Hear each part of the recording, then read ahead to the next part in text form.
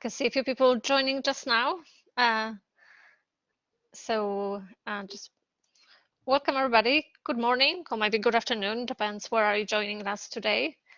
I'm Aneta Piekut from Migration Research Group, and today I will also chair and present during this Migration Research Group seminar. And the topic is very exciting, very close to my research interests, and I'm sure many of you as well, as you're joining us to hear more about urban inequality and segregation in Europe and in China. And we will talk about selected chapters from this book that's been published recently by Springer. So the plan for today is that each of the presenters, it's 4 of us, so it's a little bit higher number of people speaking than normally. So we try to be concise and to use like between 10 or 12 minutes to present our chapters, to give some examples and maybe make some interesting points for a conversation. And we'll have a longer discussion at the end. If you would like to ask a question, please use the chat, or you can use the raise a hand function, which is in the middle. And the book, it has more than 4 chapters. The editors are listed here on the slide, and all authors. I forgot to count how many of them, but I guess it's something between over 20 people who contributed to the chapters. And it's really a comprehensive book, focusing both on the perspective of studying segregation in Europe and China, which I found it's really really important perspective, because quite often in our studies, what's happening in Europe or United States or some other Western countries dominates the conversation about spatial segregation, residential segregation, or other kinds of segregation. And we don't know, as the scholars, especially in Europe, what are the perspective and whether similar patterns happen in other countries. Yeah, so I think we hear today from 2 speakers about the research in China, and the final speaker Gwilym, Professor Gwilym Pryce, will summarize, looking at the potential future directions of research. So just to go back to the agenda, I'll just see some people joining. I'll just take the floor now, and I will introduce speaker later. As I said, I'm Aneta Piekut from Migration Research Group, but also I'm a lecturer at Sheffield Methods Institute. And in the chapter to the book, which I wrote, which was I tried to look at different strands of literature, from geography, sociological studies, urban studies, a little bit also from psychology when they study segregation, and see, what are different ways people study spatial segregation. The segregation as a term, we could say it's quite loaded. There are specific connotations people say when we mention that, we're studying segregation. In the United States, there will be some images of racial segregation and different kind of racist policies or exclusionary policies in the past, and how the society has been evolved and how it impacted current relationships in the society. In the British context, also, quite often when we mention segregation, people quite quickly have a negative connotation with the term. So although we try to refer to segregation as maybe just unequal representation of people in a given space, this unequal representation quite often reflects something more happening in a society, some different uneven access to resources, or structural inequalities, discrimination of specific groups, and so on. So we can't really talk about segregation without talking about inequalities. So this also gives us a good rationale about why in this book we talk about these things together. What I feel quite often in literature when you study segregation, quite often the first kind of segregation people think about is residential segregation, which is justified, I think, most when you look at the history of a segregation study, availability of data, and importance of place where you live. Most of the research would start with studying residential segregation, where people live, and how they are distributed in a space across different communities, how it also translates into their other activities, or their social mobility, what they think about other people, what they do, and so on. I think later over time we had more research on other kinds of spaces, and more recently a call coming from scholars, I think especially in Nordic countries, to focus on other kinds of domains, ADSL, not only that segregation, place where you live is still important, but also you spend a lot of time outside your home, and also outside your workplace or school. So you also spend the time in places where you interact and engage in leisure activities. So thinking about spatial segregation is broader than residential one. And interesting perspectives has emerged in psychology, where they look at the very even smaller kinds of spaces. And I also mentioned this research a bit later about microecological perspective, everyday kind of informal settings where people meet and interact and can also segregate. So segregation operates at different scales and operates across different kinds of spaces where people live, where people function on an everyday basis. So in my book chapter, I went through all different strands of literature, looking at different kinds of spatial segregation, and at the end, I sort of created this two-dimensional chart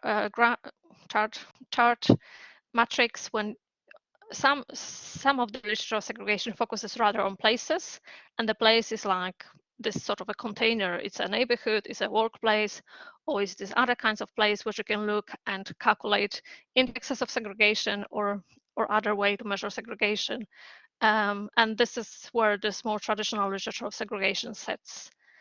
And there are other approaches which not really take as a unit of analysis and a space or area, but rather focus, okay, where the person is located, and then they would look around the person to see, to calculate any segregation measure. Then also across this literature, you can see that some of them rather treat this segregation as something being stable over time, that this is this measure for this specific area as it is now. And there are some research which look over different points of time, or as place or people change. So I divided this segregation into this four matrix: place-based segregation with static measures, person-based segregation with static measures, and then place-based and person-based segregation, depending whether our measurement is taken over different points of time. So it's impossible to cover all in this short introduction to the seminar, and but I just wanted to pick up a few maybe, I think, interesting new approaches to studying segregation. It's impossible not to mention the traditional Chicago school, which designed this spatial assimilation model, assuming that once people may be more evenly spread in space, it means they are more integrated and some inequalities disappear. And there's been years of decades of research in US and in Europe as well, demonstrating that the ethnic and racial aspect of segregation doesn't disappear, even if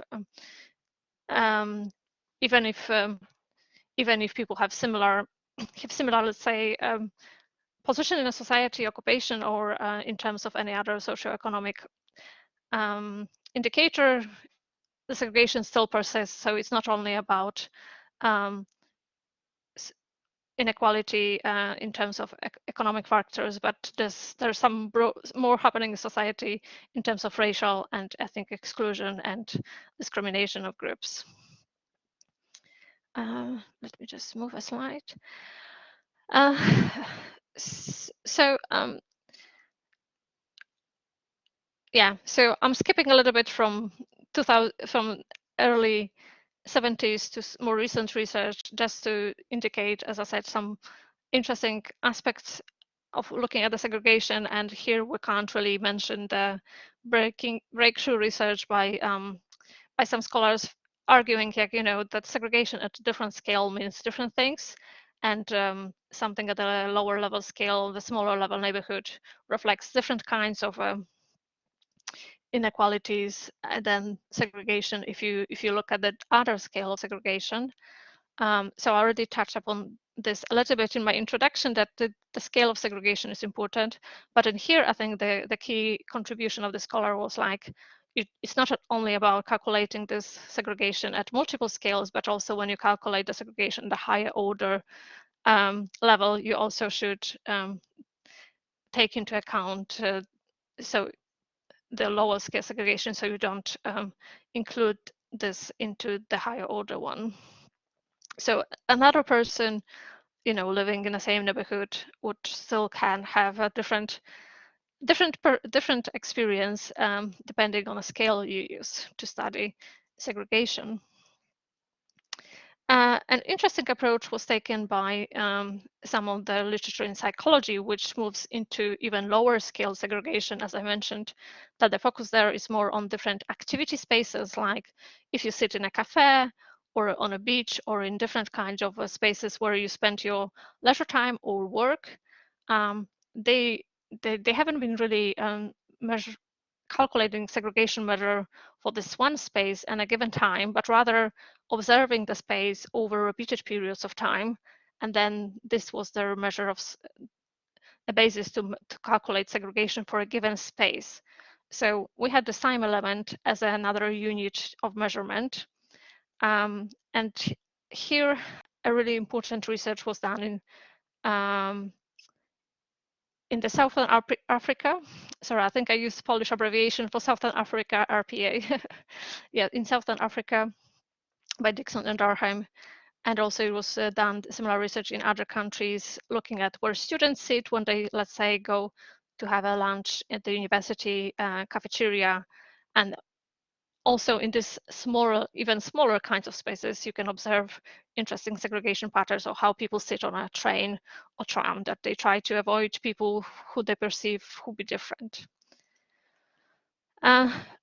Moving now into the person-based measures, which I think this is also some exciting research over there. So if we now think that, okay, it's not really about these fixed areas that we're looking at, but rather we should look at the meaningful space for a specific person, I think there are two interesting, a little bit contrasting approaches. That first one is start with the ecohood, like draw a neighborhood specifically for a given person in your data. Or maybe it's important how far away from a given border of a neighborhood from another community they live. So the ecohood and social frontiers are, I think, these two exciting perspectives that need. I think the ecohoods were applied more often. Social frontiers, I think there are still some new research emerging on this side. And the final one, the final perspective, looking both at the person level segregation, but also adding this temporal dimension, as is developed by geographers who argue that there's not only we have this problem with neighborhood not being a fixed space for everybody, but also your daily space of the person moves, like changes all the time. So in the morning I was in my neighborhood, then I moved to a city center to my work, then I'm moving to another neighborhood to have some leisure activity. So so it's possible to calculate the segregation measure for a specific person, but also take into account that during the day you're moving around. So I think this is something interesting, quite challenging on the method side. I'm sure that you have to sort of almost follow and track the person with a specific app or some data maybe coming from phone and GPS to measure it. Yeah, so as you, if you have a chance to read my chapter, there will be more things in the section explaining different perspective.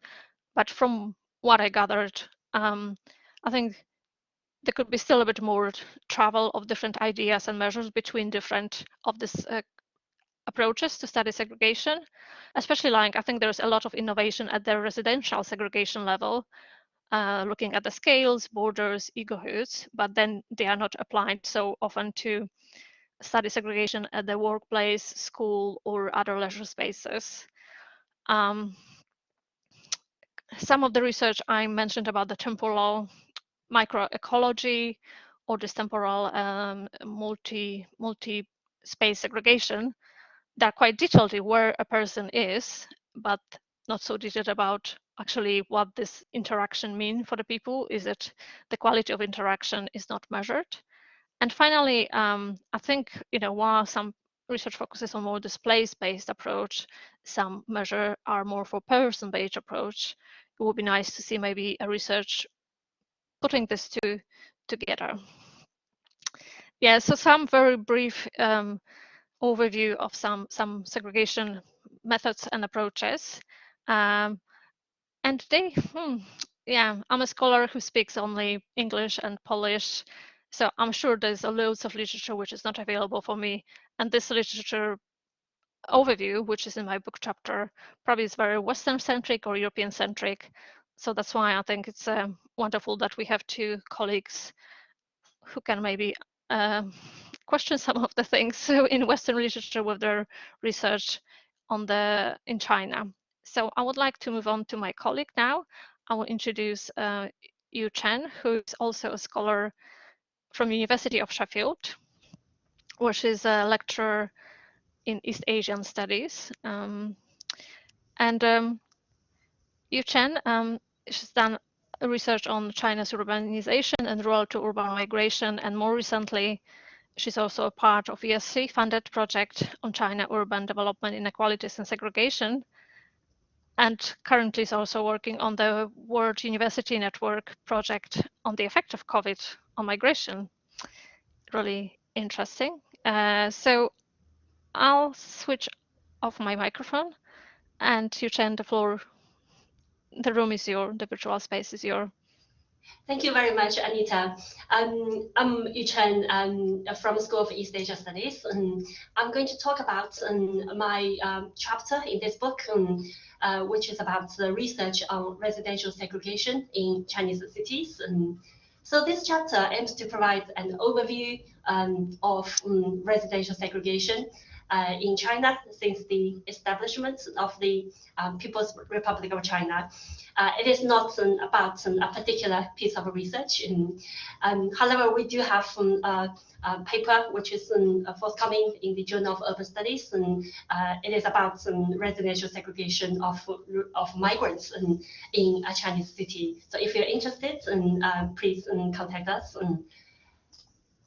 Okay, so here's a very brief outline of my presentation. I will first talk about the scope of residential segregation in China in existing studies, and then I will talk about residential segregation during the central planning period, and also after the initiation of the economic reforms, and then I will briefly discuss some major driving forces of residential segregation. Lastly, and also very, very briefly, about the consequences on social contexts and the labor markets and outcomes. So Aneta has already talked about the definition of segregation. My chapter in this book focuses on residential segregation. It refers to the processes of social differentiation and the resulting unequal distribution of population groups across space. And many studies in the Western context focus on residential segregation on the basis of race and ethnicity. However, the studies on Chinese cities focus on segregation based on socio-economic status, and many studies also discuss segregation of migrants and local residents. However, both the migrants and non-migrants are Han Chinese, and so the discussion is not about ethnicity in the Chinese context.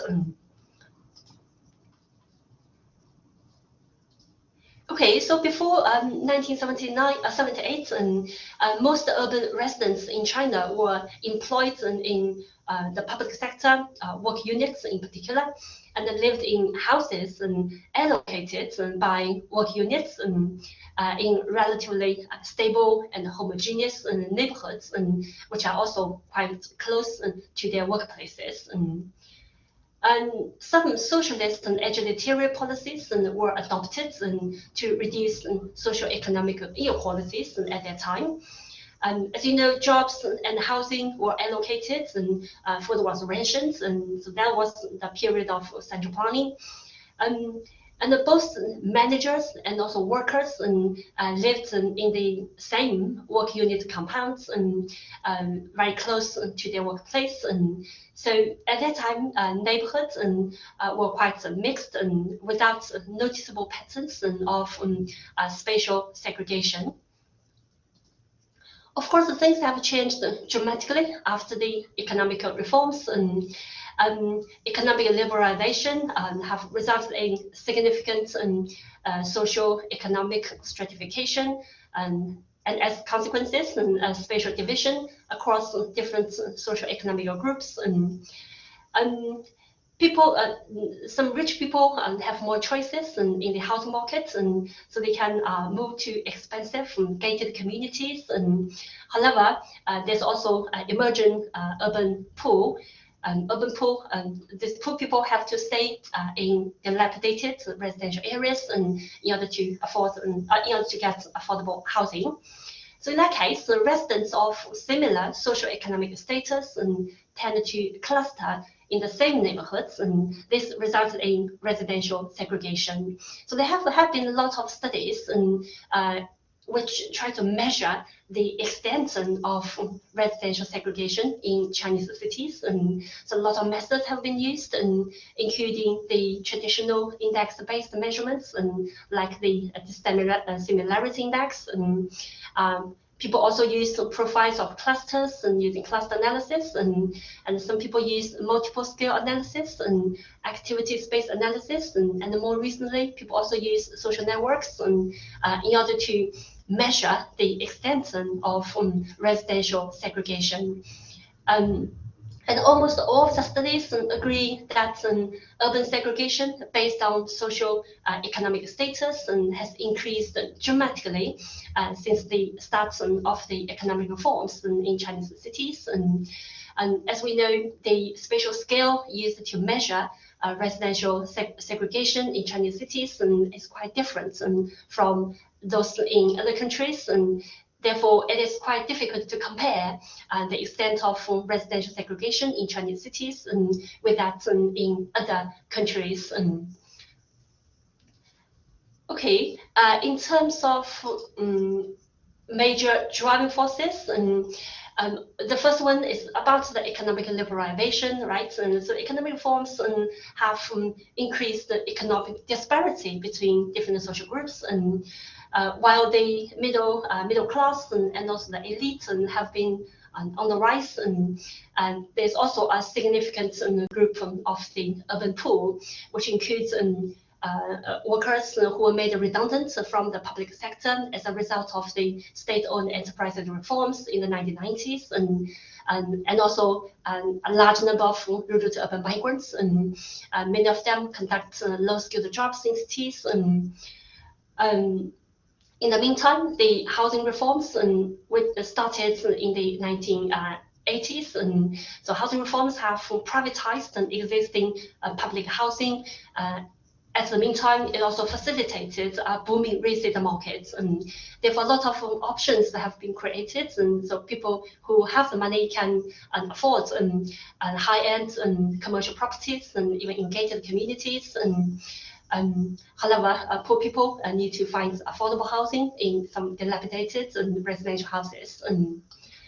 And the third driving force is about the spatial restructuring as part of the reasons as a result of the land reforms. And so land reforms in China have resulted in unprecedented urban sprawls, which also created industry parks and residential villas in suburban areas. and also in the city centers, a lot of urban renewal projects, and also led to relocation of millions of residents to suburban areas. And also the last and also most very important driving force is about the unprecedented rural to urban migration. So after the economic reforms, millions of people have moved from the countryside to cities in order to seek job opportunities and a better life. And the number has just become massive. So more than 300 million people are on the move at the moment. And many of the migrants are concentrated in low-skilled jobs, and so they have to live in poor residents and in poor areas or migrant enclaves, and including some urban villages.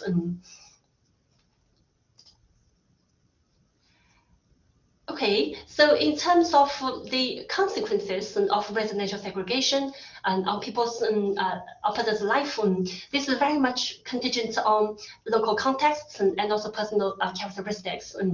So as Kaplan and Howe rightly pointed out, people may be victimized by space, or they may utilize space, and this can change with time. Specific accounts must negotiate the tension between the marginalizing and empowering impacts of segregation. Segregation may influence people's ability to access resources and opportunities. However, the impacts of urban segregation on people's lives, and especially on social contexts and the labor market outcomes, are quite mixed in Chinese cities. So there are still quite some studies which discuss the consequences of residential segregation, especially urban villages and also gated community, gated neighborhoods, and on people's social contexts.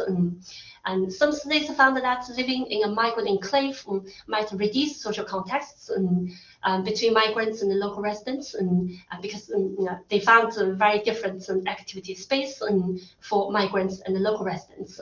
However, some studies just found that urban villages actually provide the kind of open space which facilitated the neighboring behaviors between local residents and migrants who live in those urban villages.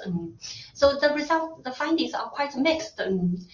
And so this also applies to the findings on the consequences of residential segregation on labor market outcomes.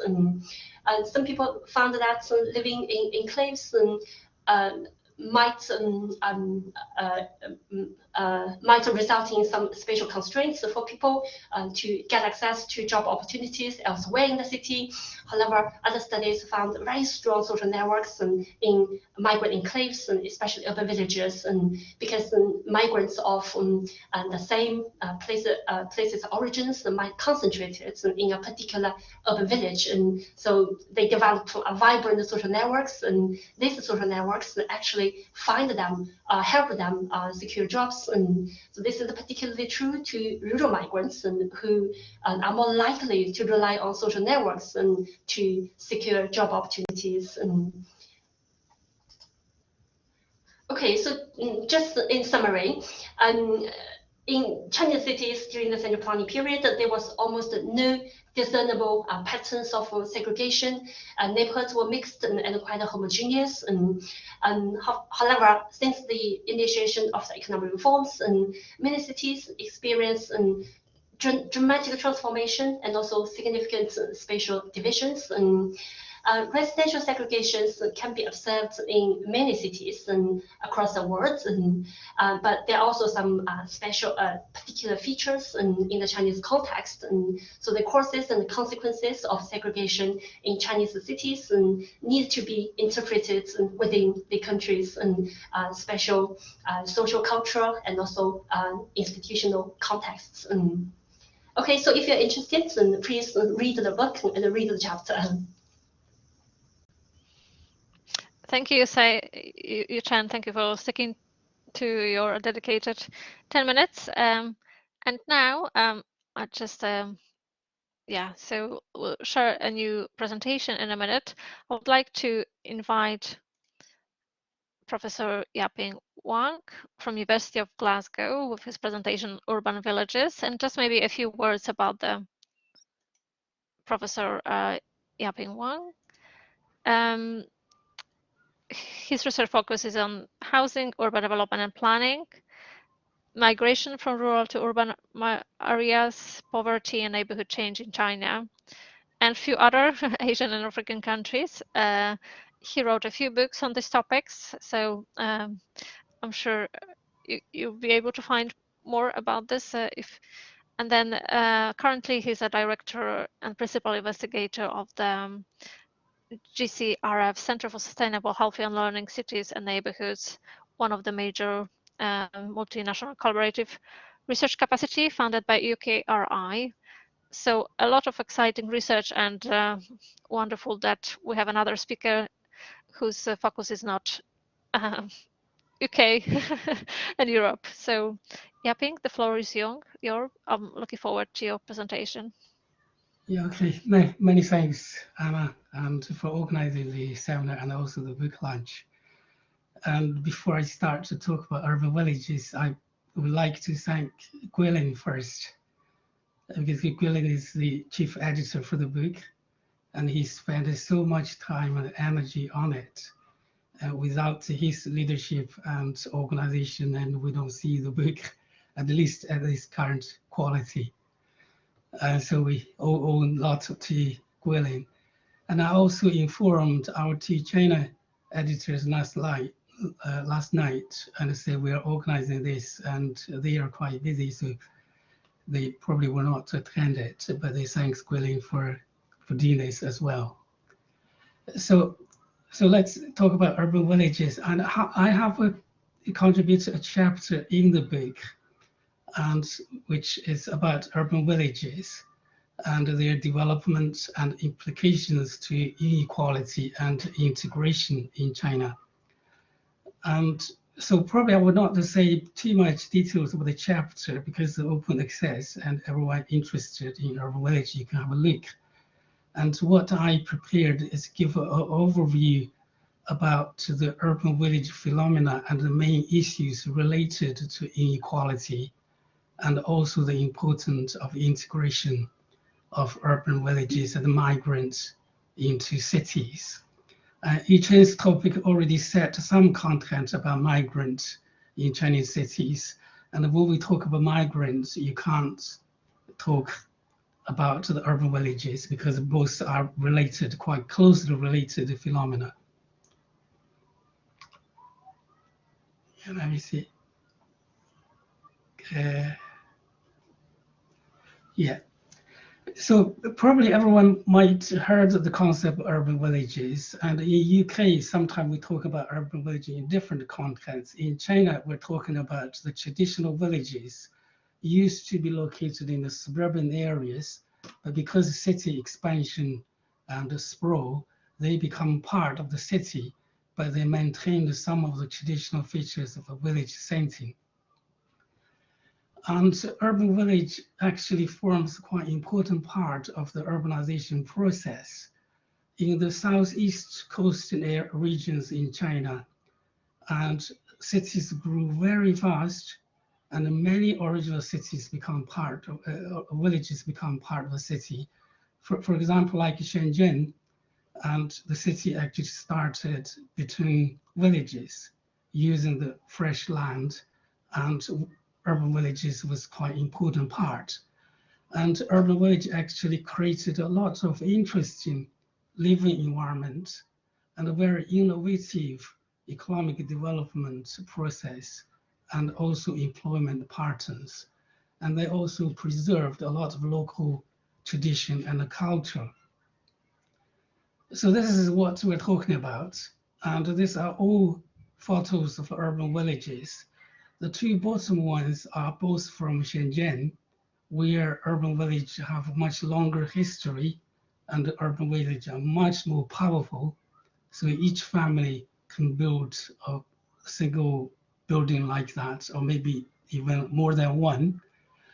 And the top two are representing the urban villages in the north. This one is from Beijing.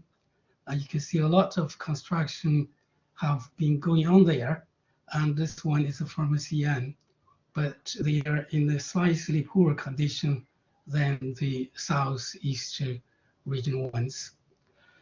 And I wrote a paper many years ago about Shenzhen and emphasized the dual two-way urbanization process. One is a top-down planned approach using fresh agricultural land, build new development zones, city center areas.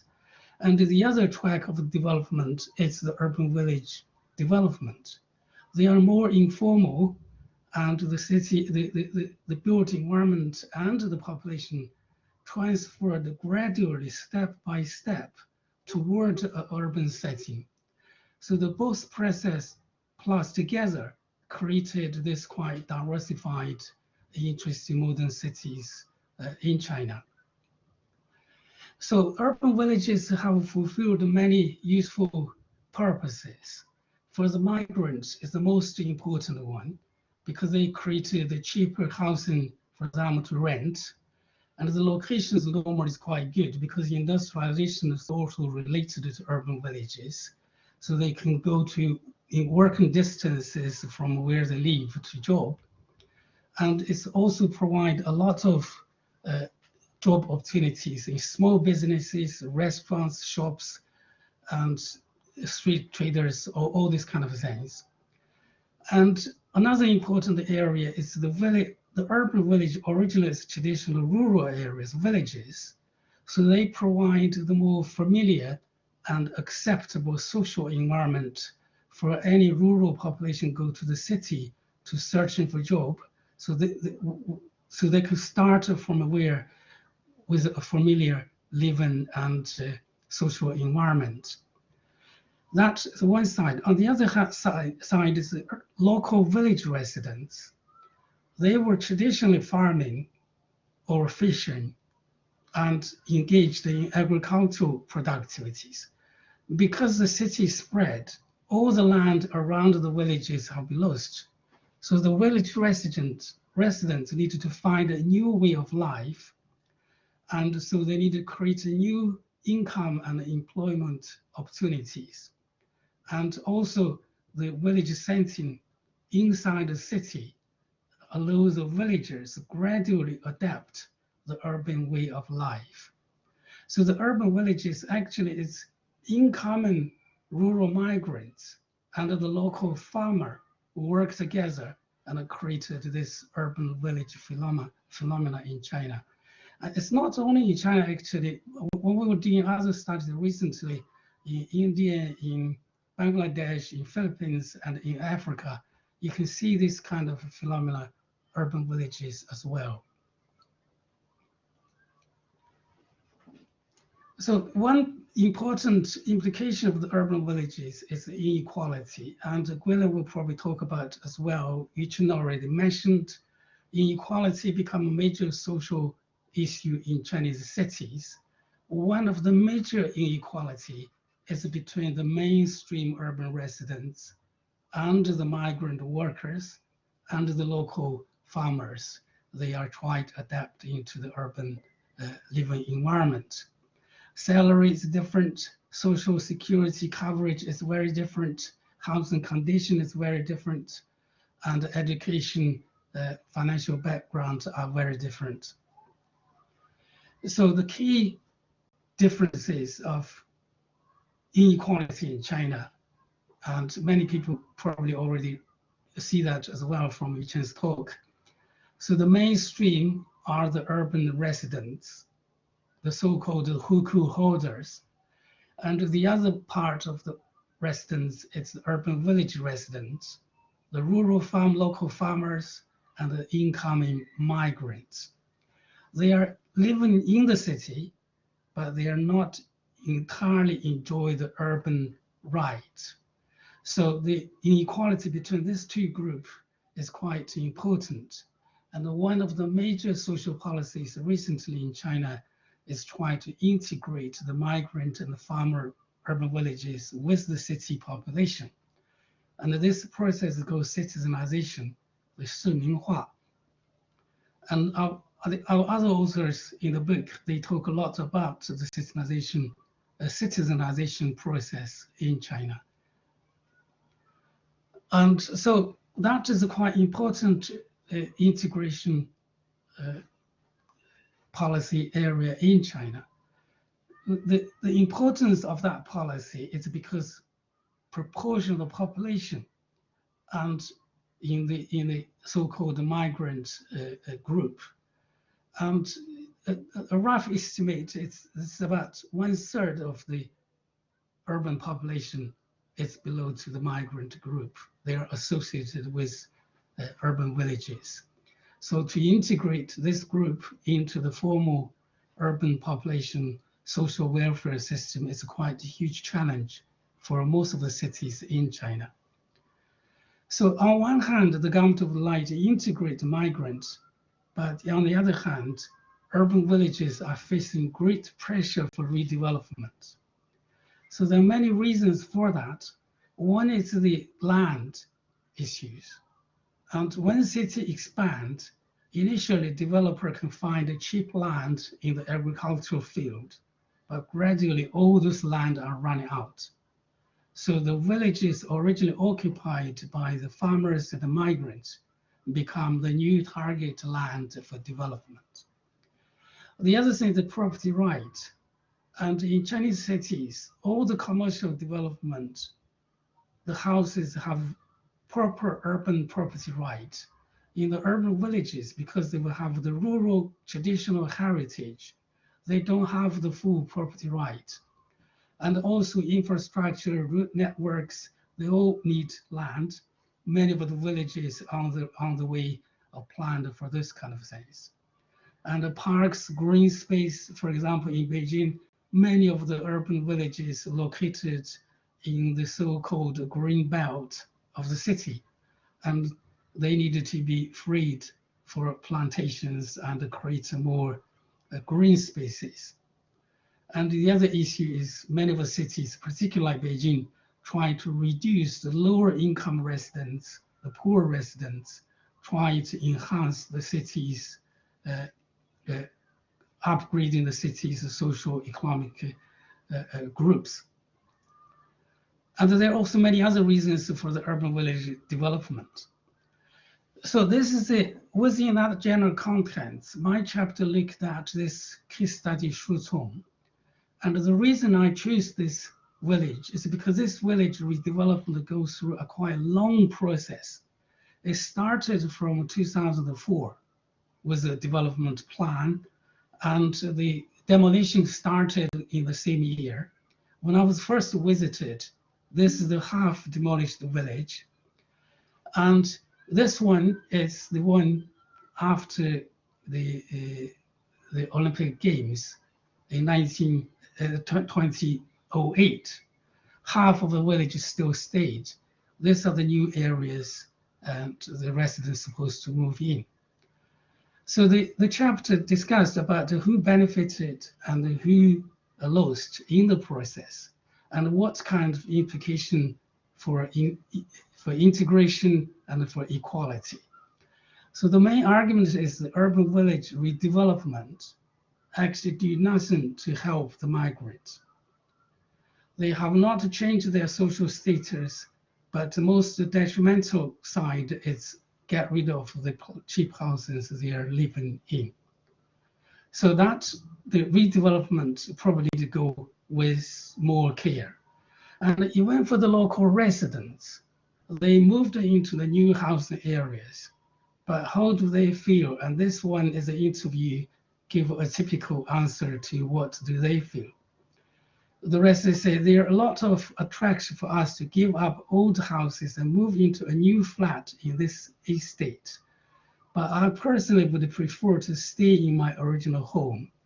My old house brought us steady rent income, and it looked after my whole family. In the new housing estate, we have to pay for everything. We have to earn money somewhere else to look after this flat. So even for that, they are quite critical about the urban villages. So is the urban village a problem or solution? And I think based on many of my observations, I think the advantage urban village offers to cities is much more than the disadvantages. If you consider about the spike division of the population and the proportion of people, of poor people living in the city. And I think last couple of slides, this is a quick reflection. And I mentioned about urban village in other places.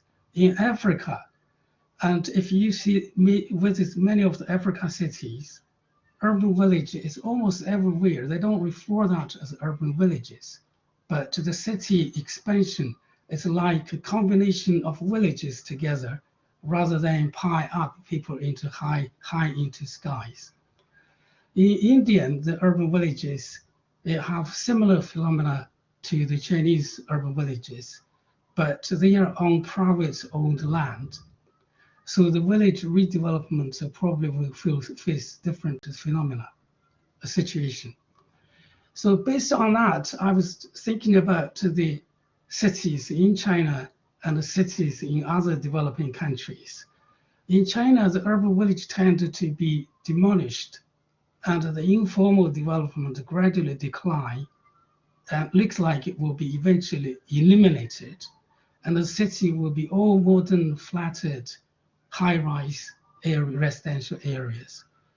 But in the other developing countries, this process goes much slower, and the cities, it looks quite poor currently, but offer a quite much diversified living environment.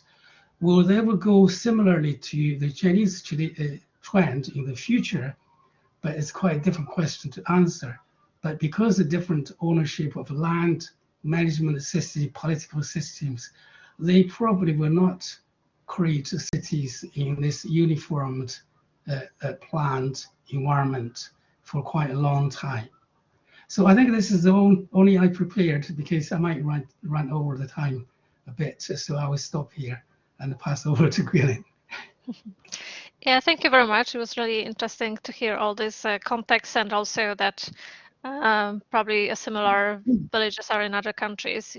Maybe an idea for another book on urban villages across different continents. And now I would like to invite Professor Gwilym Pryce from University of Sheffield, who is here a professor of urban economics and social statistics. He was a co-director of ESRC Understanding Inequalities project, among other projects, and also currently is a director of Life at the Frontier, which is about segregation in UK, Sweden, and Norway. So, Gwilym, the floor is yours, and I'm curious what you have, how you will bring all these different ideas from these chapters together in your presentation. Thank you, Aneta. Can you hear me okay? Yes. That's great. Yeah, a big thank you to everybody that's been involved in this project, which has taken several years to bring to press and coordinate researchers across 3 different continents, over 30 authors involved. So a huge thanks to everybody that helped with that, particularly Ping and Chen. Also, a big thank you to Philip Williams, who I'm delighted has been able to join us. Philip was an enormous help in helping us to actually make this book read reasonably coherently, despite the multiple disciplinary social backgrounds of people and all the language challenges. So a big thank you to Philip. As Aneta said, you know, what's Gwilym going to do with all this incredibly complex and rich description across the 14 chapters that led up to the final chapter, which in which I tried to draw together these main themes and try to make sense of it all and try to draw out the recommendations from these 30 different scholars. So that's what I'm going to try and summarize in the next 10 minutes with the aid of a few pictures. So perhaps we should begin with a brief recap. 1978, China introduced these reforms to the far-reaching communist system that had evolved over the previous 30 or 40 years. Those reforms led to extraordinary economic growth, which we're all familiar with. Incredible growth in the economy, economic development, and also hundreds of millions of people were lifted out of extreme poverty in China. So an extraordinary story. However, that economic growth also brought major challenges, notably pollution and congestion and a number of other factors that have significantly undermined the quality of life of many of China's citizens. So fast forward 40 years, and it feels like the Chinese policymakers came to a new crossroads, a new era of reform. How do we reflect on where China has come so far, and how can we improve the way forward? Particularly, how do we address some of these emerging challenges? In 2014, the Chinese government announced a new phase in the country's development involving what it called the new normal, slower economic growth, but a greater focus on improving quality of life, focusing on reducing pollution, creating more habitable cities. More recently, China declared war on poverty, which basically meant a new focus on helping the remaining groups of people that are below the poverty line in China, help to make another step change. So the question, I guess, that comes out of our book is all of this enough? Are these proposed reforms enough to offset some of the challenges that have emerged since the introduction of these economic reforms?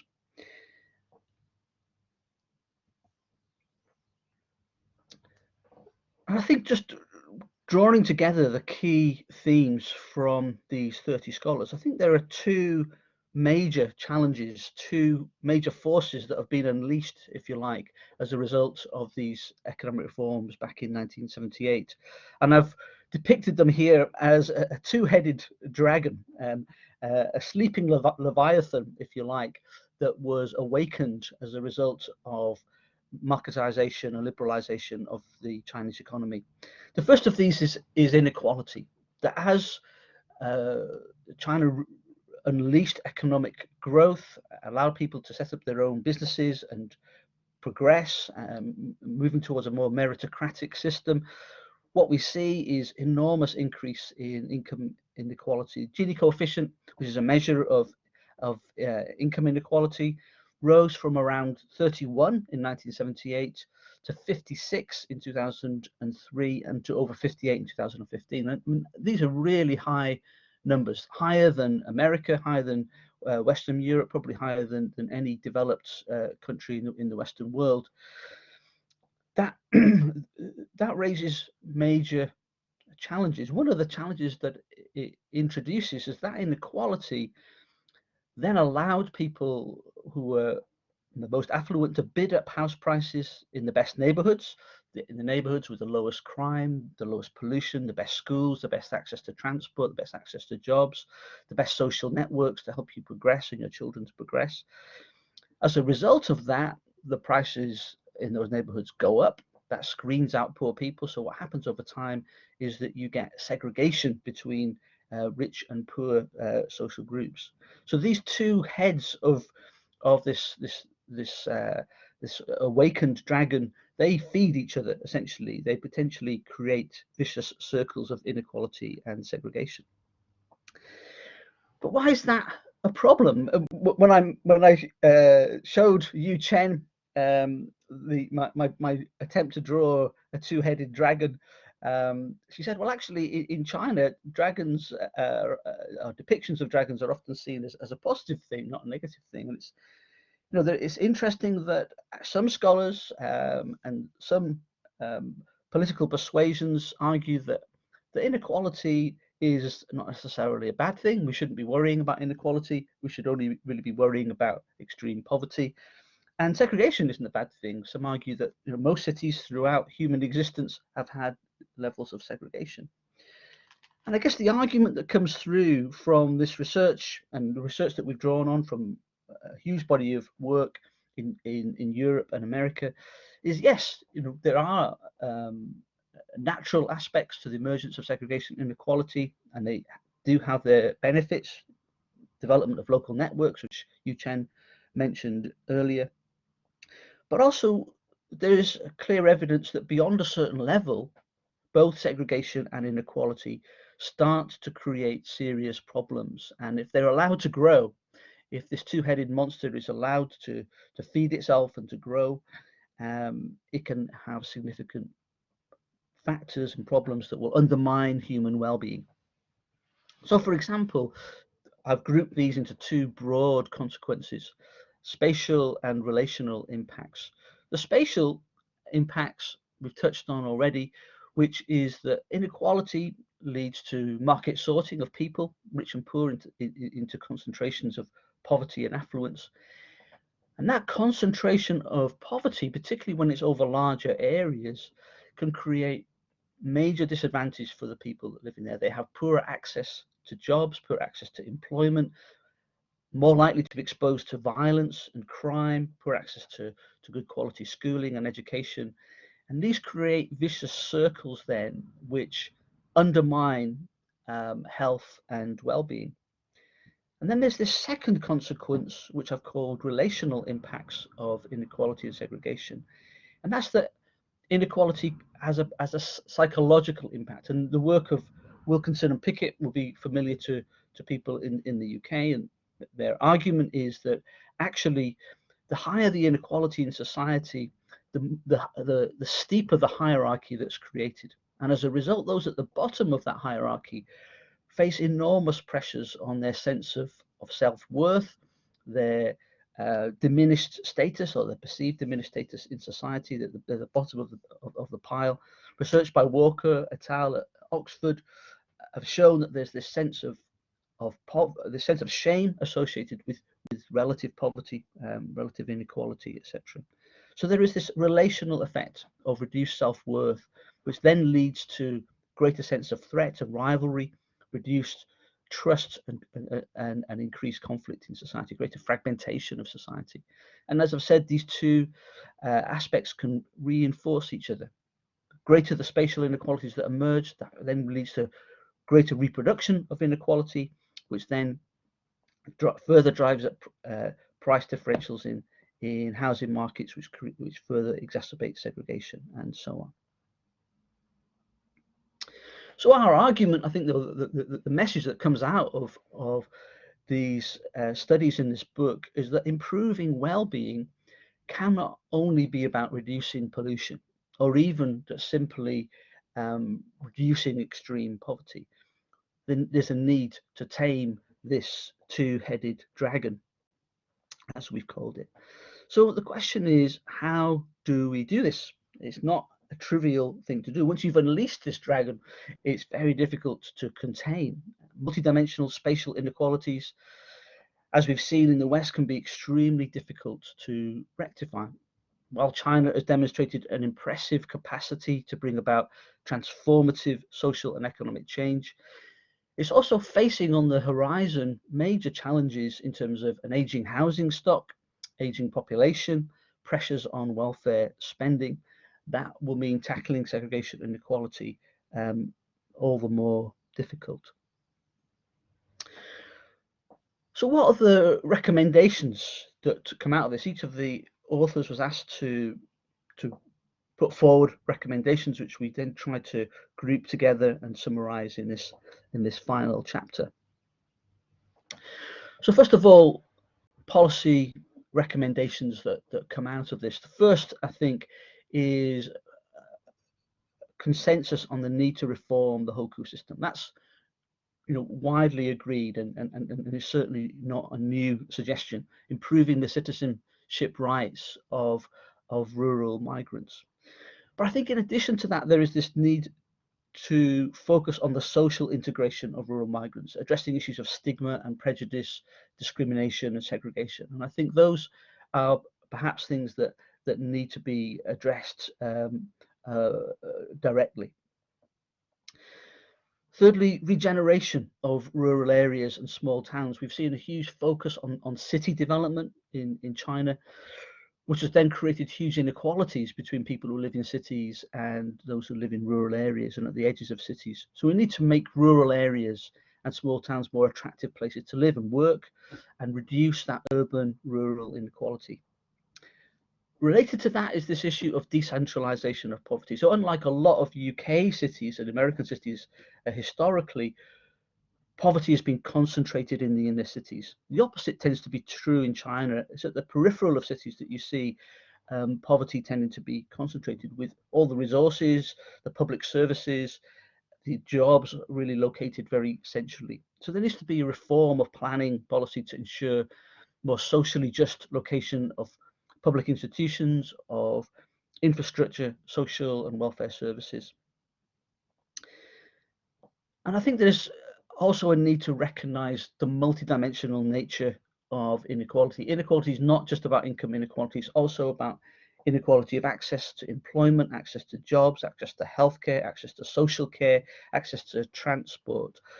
So I think we've encouraged in our chapter with Gwilym, a focus on looking at multidimensional inequality, not just income inequality, and how to address that. There's also a need to reform the housing and land ownership system.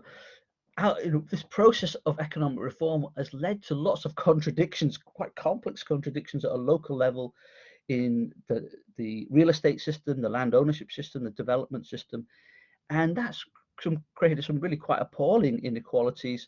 There needs to be a reform of that to create a fairer, more efficient, more integrated planning and real estate system. This penultimate suggestion here is about next generation planning. China has been building these high-rise cities and flats, and Yaping mentioned some of the transitions that people have gone through from rural villages to living in apartments. Meanwhile, in European cities, we're demolishing these high-rise flats, etc. And there is a question longer term about whether the housing that's been built, often very quickly in Chinese cities, how long that's going to last and how suitable it's going to be for an aging population. I mean, China is facing potentially one of the most challenging problems to do with an aging population over the next 50 to 100 years. And also post-COVID, I mean, one of the things we learned from COVID is that how challenging it can be to live in an inner city with very little access to green space, to recreation, etc. When during pandemics, and the prediction is that pandemics are likely to become the new normal. And finally, shadow pricing. If you're going to control pollution, you really need to incorporate the cost of pollution, the value of nature, into economic decision, and that requires what economists call shadow pricing, putting a price on these intangible aspects of human production and human life. We also, in this book, in this chapter, put forward some recommendations for the future of research in relation to some of the analysis and challenges and evidence and gaps that are there, and also some of these policy recommendations.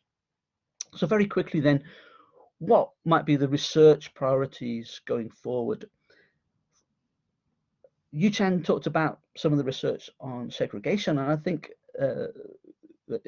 so there's some great work on segregation coming through, but there are also some big gaps, I think, in there. One is around the dynamics of segregation. Most of the segregation work that we've seen tends to be static, but really to understand segregation and its impacts, you need to understand the dynamics of it. Also, whether it's driven by homophily, preference of living with your own group, or whether it's simply due to this sort of sorting process of the market by income. And picking these things will help us know how best to tackle them in terms of policy. Spatial opportunity structures, neighborhood effects. There is an emerging literature on this in China, but we shouldn't assume that the neighborhood effects that we see in Europe and in America translate to China. China is its own world in many ways. So I think there needs to be the development of a much more robust empirical literature there on neighborhood effects, the impact of growing up in concentrated poverty, how that affects the life course at a micro-longitudinal level. One of the ways to unpick some of these processes of segregation, I've got time to go into in detail, is to use equilibrium sorting models, which bring together the location decisions with labour market decisions to try and model in depth how these processes work. I mentioned deprivation indices as a chapter in the book with Gwilym Owen, where we try to show how to take the methods developed for measuring multiple deprivation in the UK, how you might do that in a Chinese context, retaining key methodological features of that. So hopefully that will kickstart some further applications of that using Chinese data. Data linkage and geocoding. I think to bring about this revolution in policy and evidence and research, we need to have linked geocoded data. Happy to talk more about that, and also use of more robust methods, causal inference methods, etc. And finally, to foster a dialogue, and that's the subtitle of our book, towards developing a dialogue between Chinese scholars and European scholars and American scholars about these issues. And I think this is probably the single most important way to advance knowledge, to learn from each other, to borrow ideas, to borrow methodological and data linkage methods from each of these three countries. And hopefully our book will help to foster that. One of the reasons we paid a vast sum of money to make it open access is to help make the book available to people in China, to students, to academics. We've already had over 11,000 downloads, and we hope that this will help to foster this ongoing conversation. So that's it. A big thank you to everyone. I think I'll hand back to Aneta, I think, for some questions at this time. Yeah, thank you, Gwilym, and thank you to all speakers, including me. It's so odd to be at the same time speaker and a chair. I'm sure we just gave you a nice flavor of different empirical, and some of the chapters are more like my more theoretical. Gwilym is more thinking about recommendations of future research. So there is a plenty of interesting conversations within the book, and hopefully you would like to join the conversation now.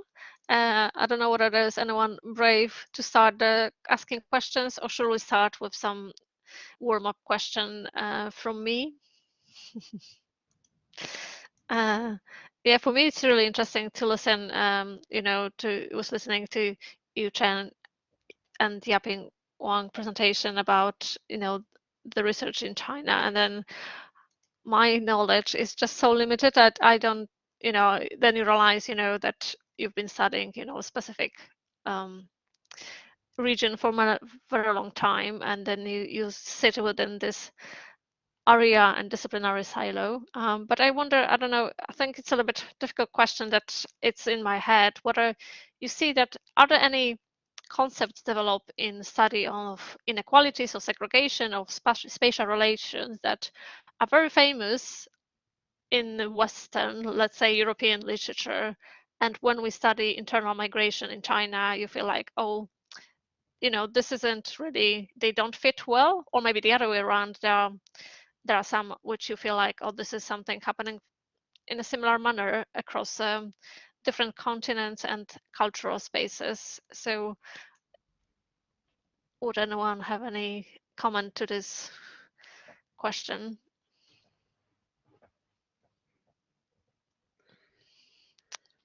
No, too difficult.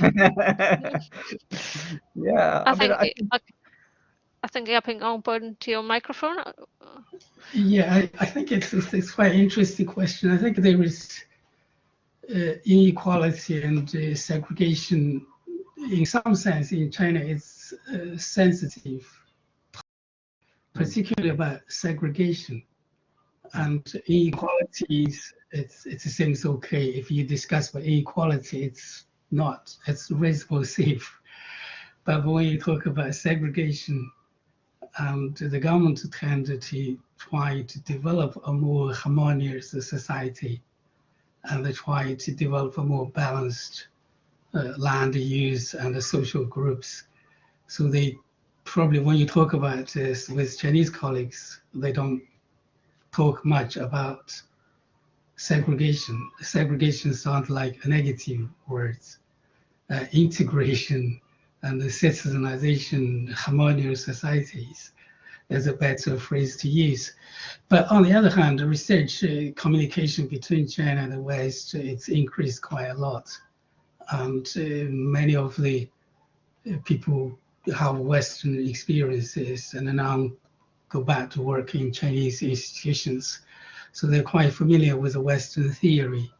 Many of the work try to adapt the theories which we know to the Chinese situation, but in many of the cases, the local variation is quite important. So I think the communication academic research is quite active. And also in China, have a huge research community because so many universities, research institutes, each year they also turn out a lot of publications. I think from social equality issues, probably since we've done the project and written the book, there are a lot of movements, progress being made. And China was driving quite hard about the rural poverty elimination, and they believe they have eliminated the poverty, the absolute, very bad poverty in the rural area.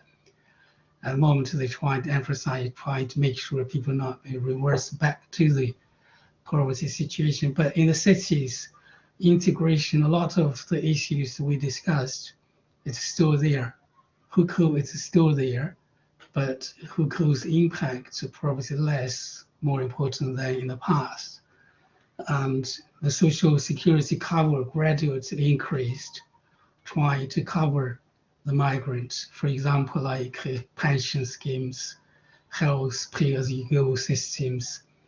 So there's a lot of this kind of movement towards a more equal society, but as Gwilym emphasized, the inequality is still quite serious. And the urban rural division, it's still there. And the migrants in the city, it's still probably the less powerful voice in comparison to the other mainstream population. Yeah. Yeah, thank you. Would anyone else would like to add something to this? Yeah, just add to Yavin's comments, and besides segregation, there's another term which is also quite difficult to translate and communicate with Chinese colleagues, and that is about deprivation. So multiple deprivation index, and yeah, it's just so difficult to translate into Chinese. And if we talk about poverty, and then yeah, people can understand the poverty, but deprivation seems more complex, and also it seems quite negative. Yeah, in China. So this is just some added issue. Yeah, thank you. Gwilym, as a person who was trying to put everything together, how was it for you to navigate through maybe different perspectives?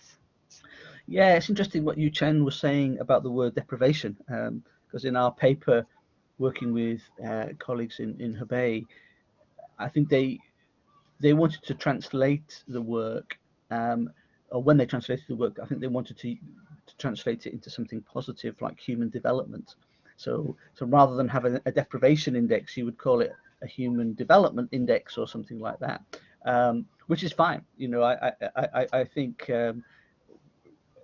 it's important to be sensitive to these, these issues in China. I think that the main idea that we're trying to convey is that inequality and disadvantage are not just about income, and they can't be solved just by adjusting income, because the way the market has already sorted people spatially into unequal positions in terms of access to employment, access to schooling, access to infrastructure, etc.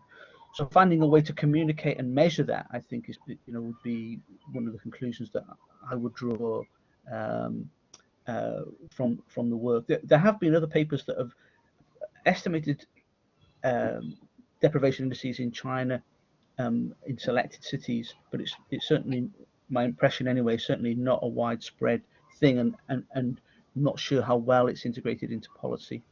I don't know whether Yaping or Chen can comment on that.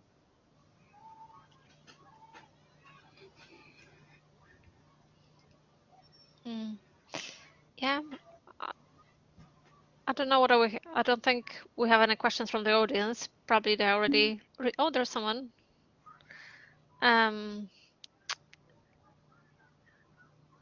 just read the question from GI. Oh my God, I'm sorry. I'm so bad with pronunciation. Jianxi.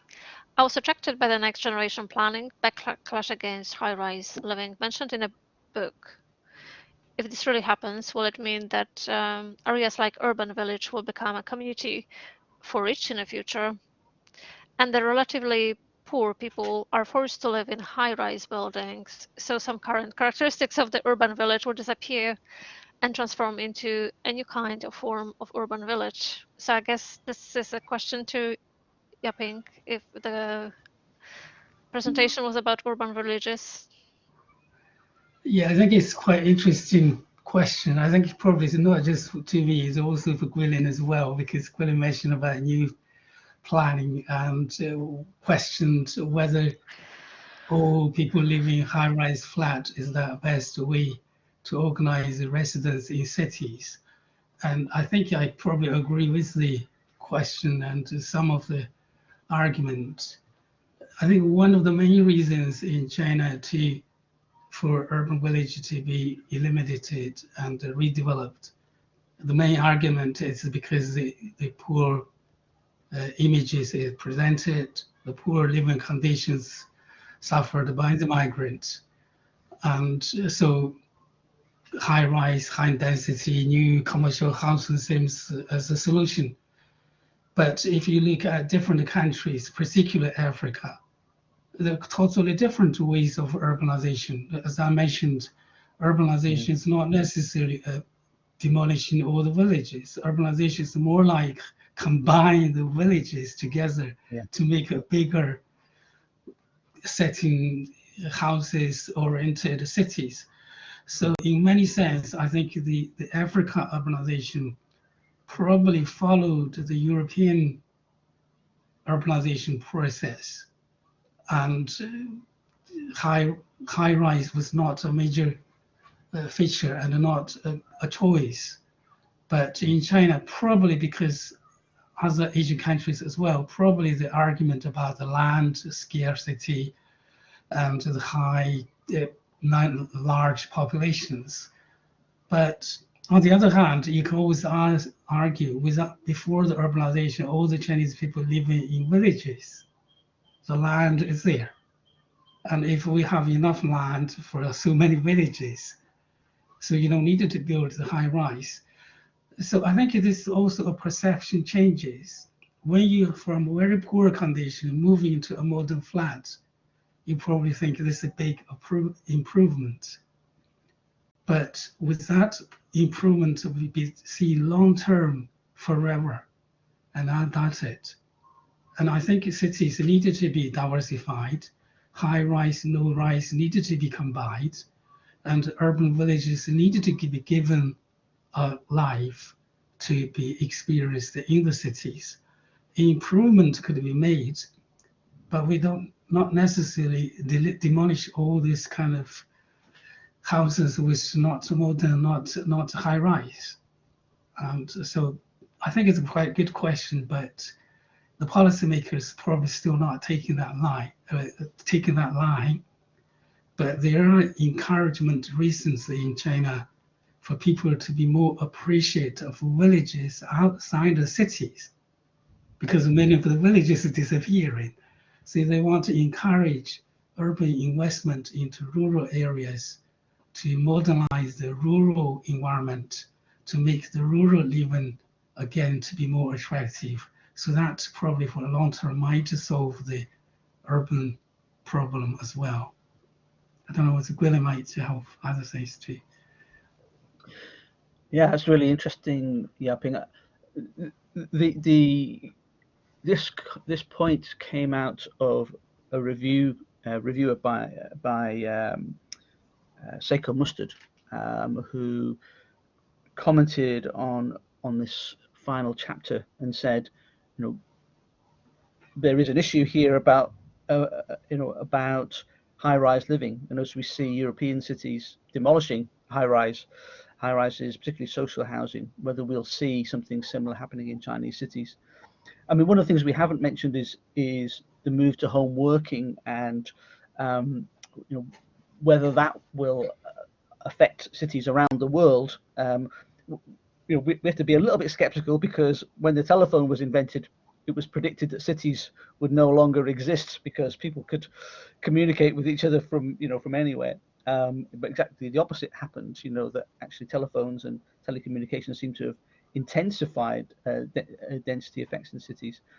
But there, people are seriously again, I think, saying, well, maybe this a move towards hybrid working, people living further away from the city with access to green space, and develop the kind of communities that were there before, these urban villages, actually, particularly for an aging population where there's going to be much greater need for social care, that's an important development on the horizon. It's not necessarily going to happen in the next 10 years, but if you fast forward 50 years, that these issues may become much more pressing. And I guess it's about thinking ahead about how you design cities for the future, not for the present or the past. Yeah. Oh yeah, thank you very much for the question. It was interesting to listen to reflections by both Yaping and Gwilym. It's a great question. And I'm afraid we have to finish because our time already ran out, and we are using a little bit of additional time now. Yeah, it would be great to continue. Maybe an idea for another seminar focus on other papers on the book and more research that is happening now, because we started writing the chapters already a couple of years ago. So probably there is a new things emerging. And also I was thinking, because in my presentation I mentioned this other spaces of segregation. Would be great to hear is what kind of research has been done in China, not only in the aspect of residential segregation, but about workplaces, leisure spaces, other kinds of spaces. So probably there is also some new research we could listen to and follow up our discussion. Thank you everybody for staying with us to this long, and thank you again, speaker, and your all efforts when editing the book. Okay. Have a good. Aneta. Yeah, thank you, Aneta, for being speaker, chair, and and what else? I don't know. Yeah, thank you. I'll stop the recording.